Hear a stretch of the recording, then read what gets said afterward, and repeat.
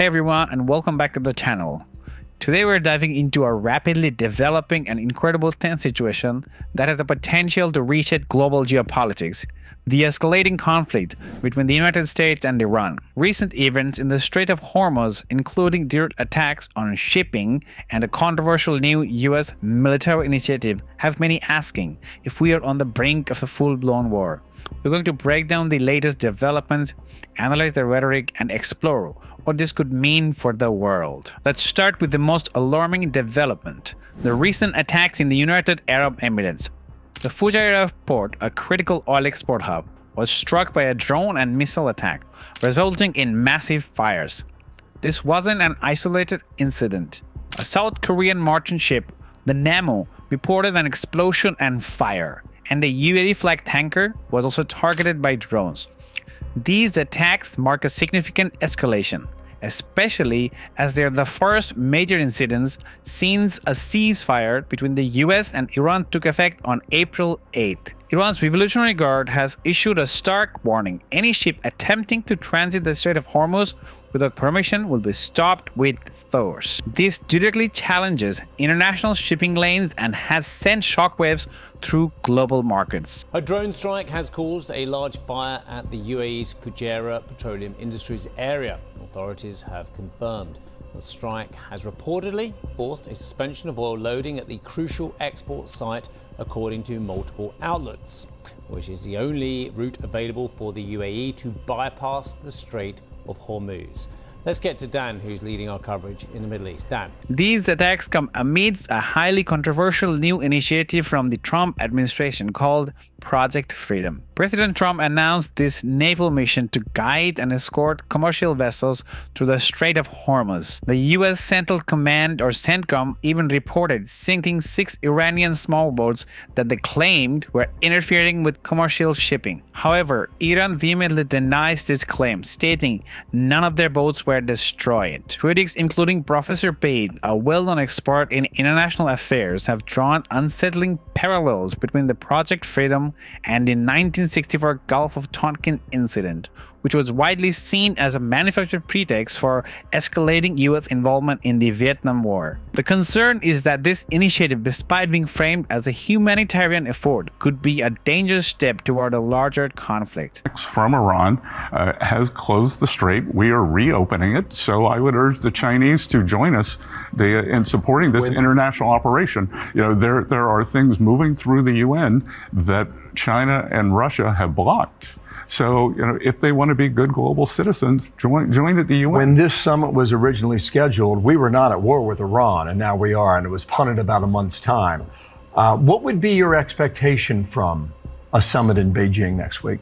I think the expectation is it will be a chance for President Trump and Xi Jinping to exchange views in person. The strength of the relationship is the relationship between the two leaders. In Busan, South Korea, in October, we established a consensus, and the Vice Premier, He Feng, and I are charged with implementing that on the economic side. The Secretary Rubio and their Foreign Secretary, on the political side. So I think we would push forward the consensus from Korea and also keep the relationship stable. We've had great stability in the relationship, and again, that comes from the two leaders having great respect for each other. Adding to the mixed messages, Treasury Secretary Scott Bessent recently appeared on Fox News, making some bold claims.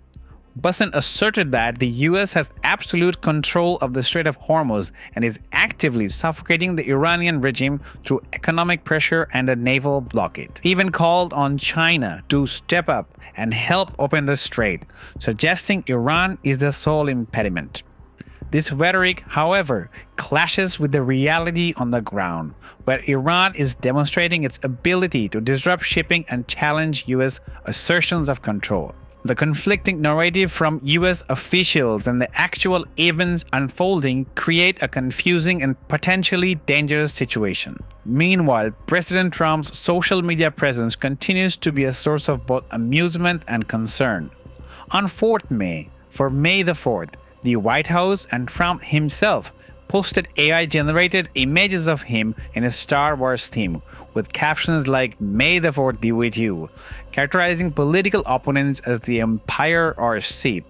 He also shared a meme of himself holding an Uno hand, declaring, "I have all the cards," in reference to the Iranian negotiations. While these votes might seem trivial, they contribute to a perception of an administration that is not always serious or consistent in its messaging, especially during a period of heightened international tension. This kind of communication can create unnecessary ambiguity and misinterpretations in a volatile situation. The economic consequences of this escalating tension are already being felt globally. Gas prices are surging, with reports of significant spikes in regions like North Texas. The Strait of Hormuz is a vital choke point for global oil and gas shipments, and any disruption there has immediate and far-reaching effects on energy markets and consequently on consumers worldwide. Beyond oil, the Strait is also crucial for the transport of fertilizers and food, impacting global supply chains and potentially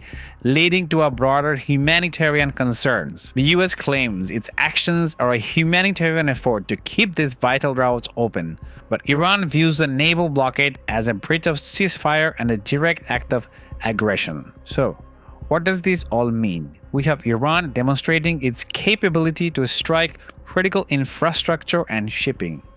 A US administration launching a new military initiative that critics fear could be a casus belli, and conflicting narratives from both sides.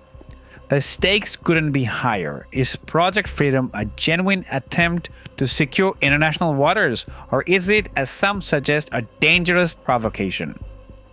The answer will likely determine whether the world avoids a major conflict or plunges into a new war with potentially devastating global consequences. We need to stay informed and demand transparency from all parties involved. What are your thoughts on this rapidly evolving situation? Let us know in the comments below. Don't forget to like this video and subscribe for more in-depth analysis. We'll continue to track these developments closely.